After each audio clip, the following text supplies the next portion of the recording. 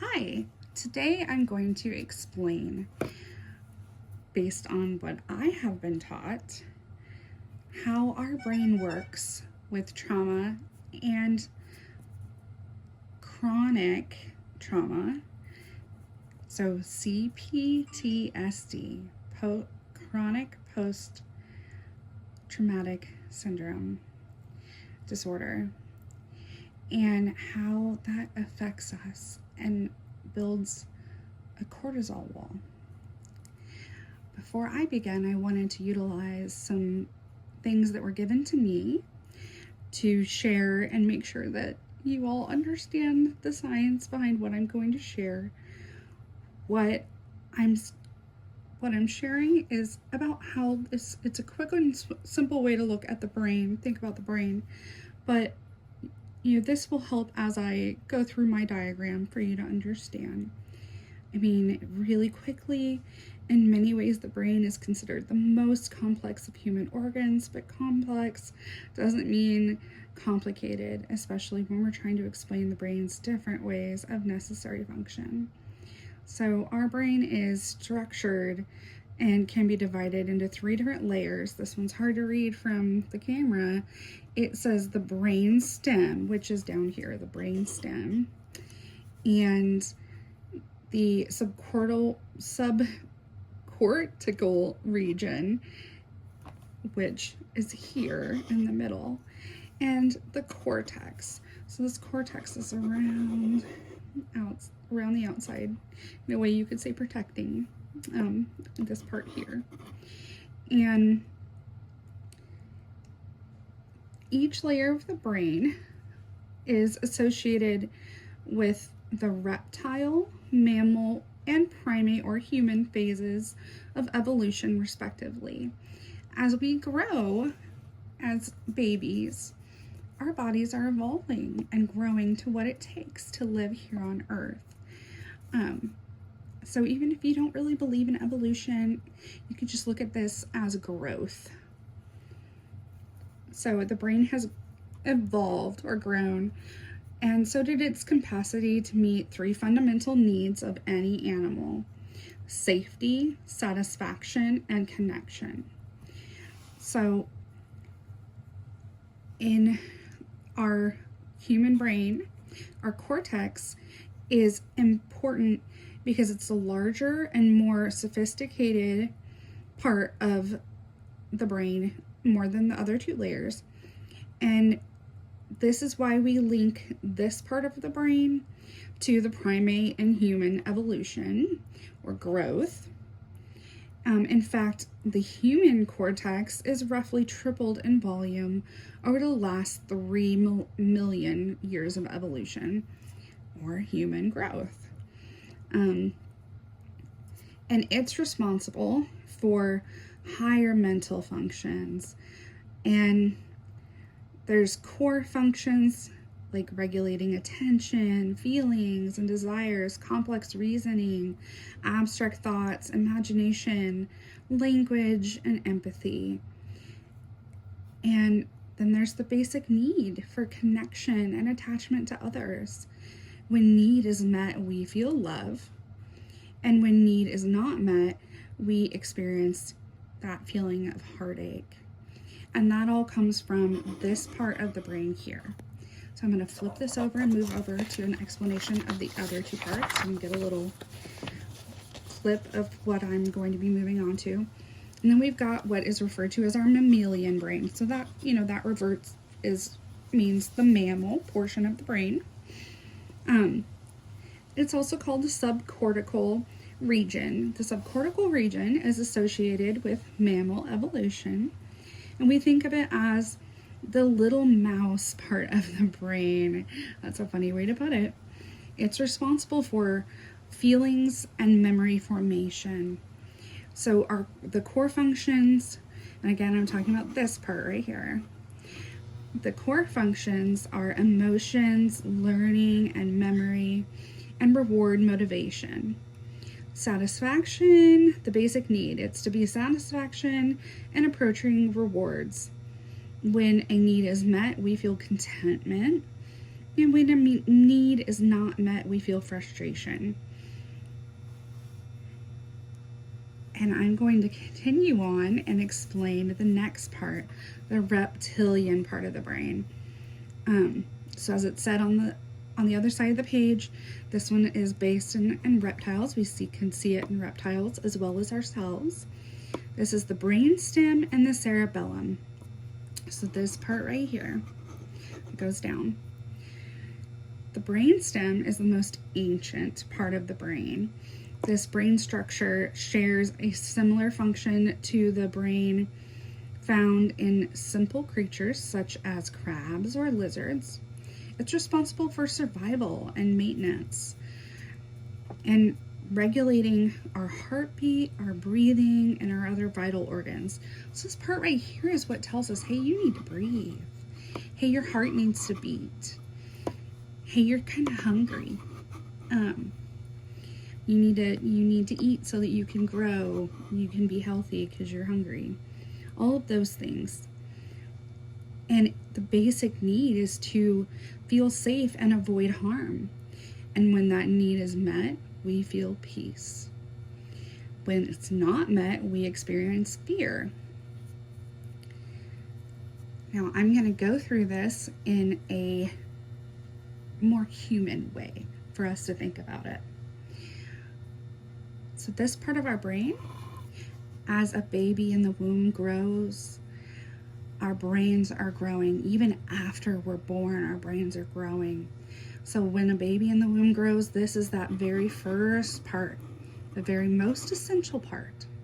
The breathing, the heartbeat, that's there before a baby is considered a fetus, because you can see a heartbeat about 6 weeks.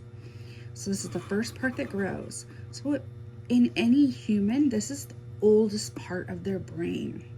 It's been around the longest, seen the most. And then, as the brain grows, we've got the subcortical region.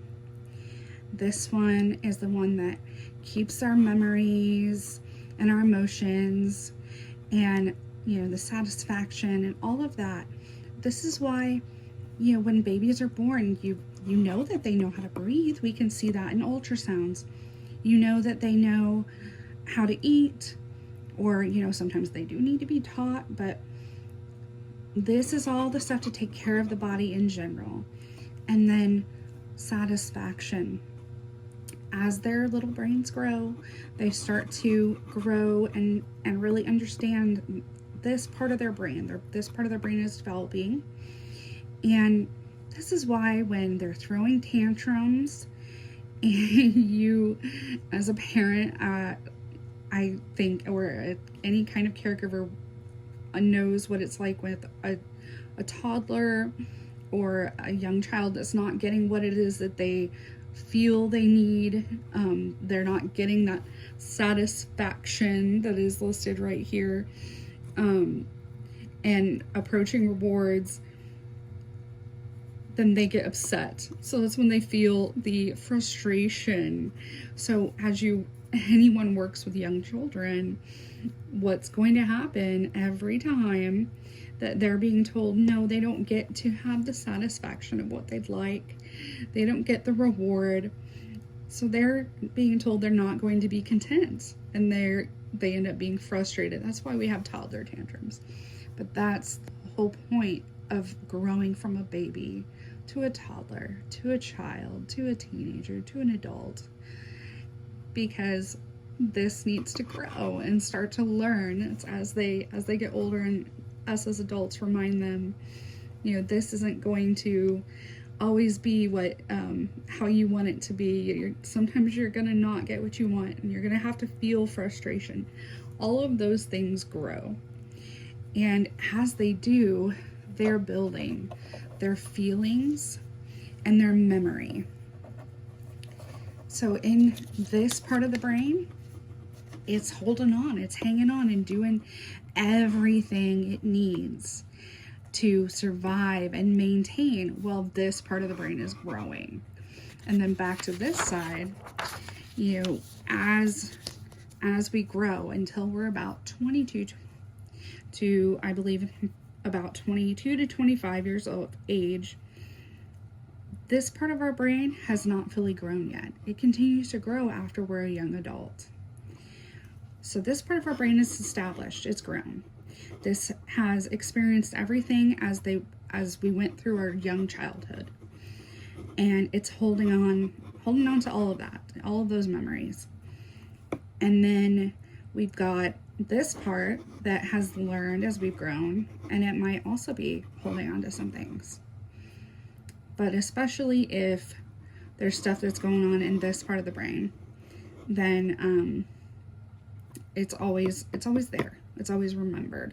And as this part grows, the reason for this part is the higher mental functions. So things like regulating our attention, knowing that, when I'm in school, I need to sit at this desk and I need to do the homework I'm told to do. And, as children, we see them immediately when they get upset about someone saying something to them, they immediately fight back. Well, as we get older, we realize we can't do that. We can't just immediately punch the person next to us, or we're going to get in a lot of trouble. So those are the things that develop.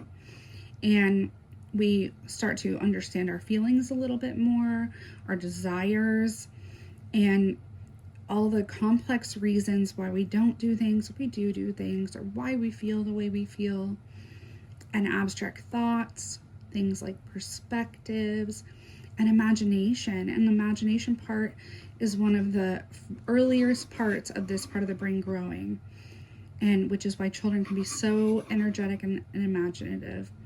Language is also one of the very first parts, and having empathy for others.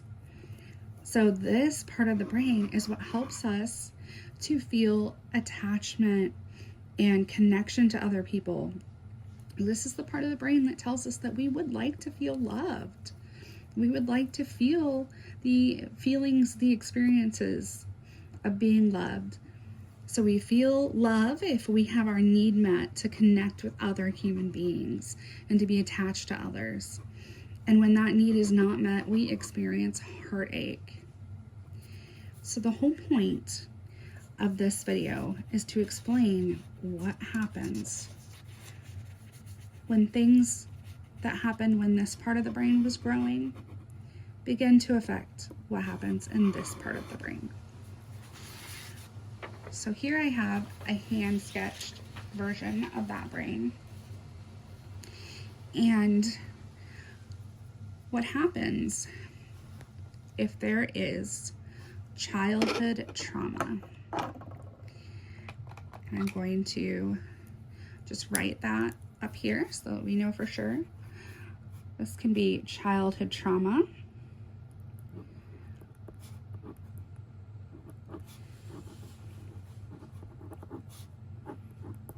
Which the trauma can include neglect or abuse, whether that abuse is verbal or physical.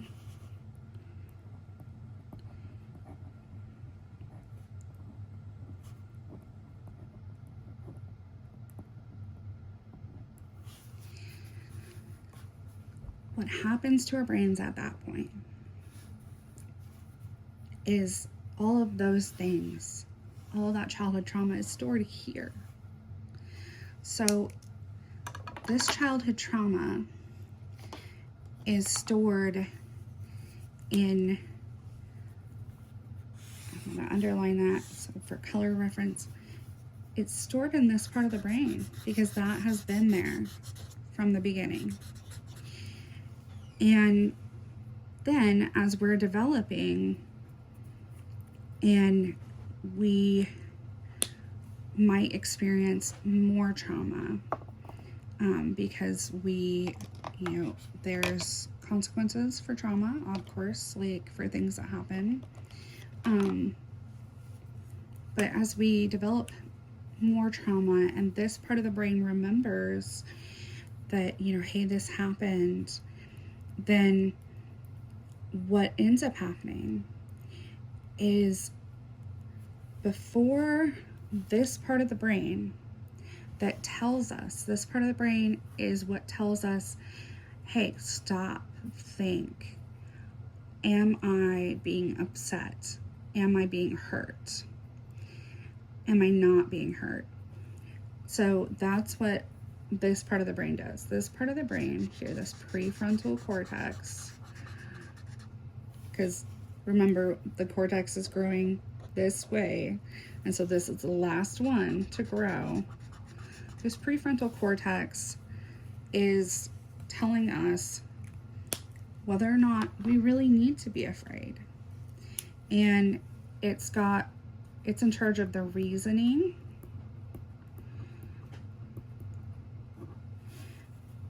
and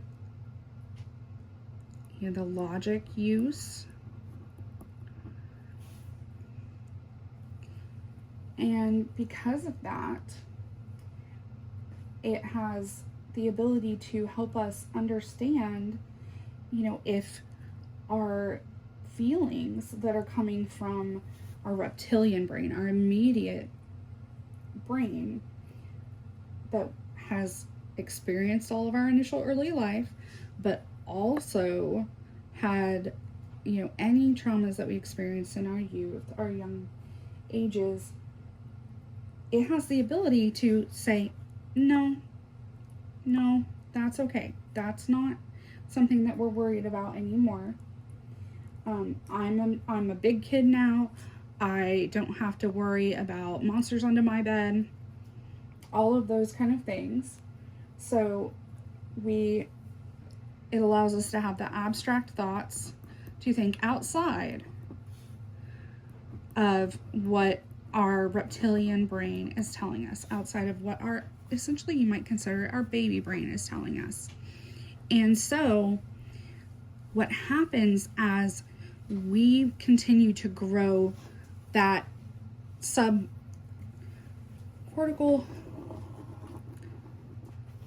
part of our brain is, if we get to a point where we've got chronic frequent trauma, then we have this wall that builds up that is made out of cortisol. This is a hormone that builds up with trauma. And it doesn't just come from maybe initial traumas, like when as a kid, we thought we were getting in so much trouble because we spilled the cereal. But more if we spilled that cereal and mom and dad just really blew their gasket, and it happened all the time. Or if there was neglect, whether that be emotional or at home, you were left alone, those kind of things, and many, many other things can cause this wall to be built between this part of the brain and that part of the brain. So as you're doing that, as your brain is trying to communicate with each part of your brain, this part of your brain is sending signals to say, hey, I'm concerned. I am really, really worried that someone just touched me, and they touched me like a time that I was touched and I shouldn't have been. But these aren't actually getting across this wall, because this wall is too thick and heavy. So that's not happening. And by the time that they might potentially cross that wall, all of the signals from this part of your brain that is telling you it's okay, someone just touched you because they brushed by you, they didn't touch you to actually hurt you, that is not getting through the wall at all. This cortisol wall is shutting it down, not because it wants to, but because it's a barrier. And because of that barrier, all the things that come from this part of your brain are what your body immediately gets. So this is taking control. So that means that this early brain is the one that's in charge. And so it's affecting your breathing. It's affecting your heart rate. It's telling you that you're stressed out. Starting to feel physical stress. And because of that, because of all these things that are happening, without this part of your brain to tell you, you don't need to worry about it. This takes control. So anytime that someone who has CPTSD in particular, but also PTSD, feels a trigger. So it's just something that is reminding the brain of a time when there was a trauma.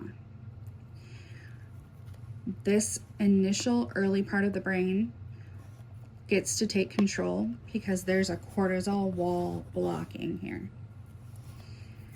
And so that's why a lot of times you see people who have trauma have the experience of being quickly alerted by a noise, or jumping out of their seat, or if they're touched, quickly being, concerned about them being touched. It's also why it is so hard and takes so long to recover from a lot of these things, because it takes a long time for this cortisol wall to be broken down.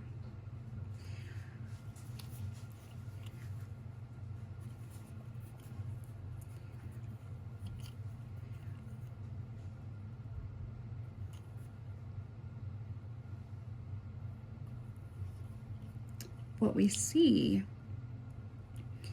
oftentimes is that cortisol is a hormone that causes our bodies to experience pain, weight gain, a lot of those things.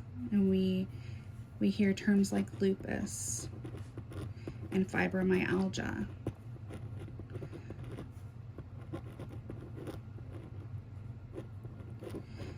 And that's because this amount of cortisol that is in the brain that is not being released, it's there, is creating these things, these struggles for people. So they're now scientifically realizing that these two, what are considered autoimmune diseases, are related to the hormones in the brain because of childhood trauma. It's not necessarily true for every single person, because every single brain, every single person is different, but more common than not, these things are because of childhood trauma. And also because of trauma in our early years is why people tend to struggle when they have PTSD and have a lot of triggers. Now, triggers are false alarms that our body is reacting to. But because these false alarms are given and our red, our stopping, our thing that says stop, think, doesn't have the ability to get here fast or get here yet, that's why we react to the triggers when we have PTSD, especially chronic PTSD.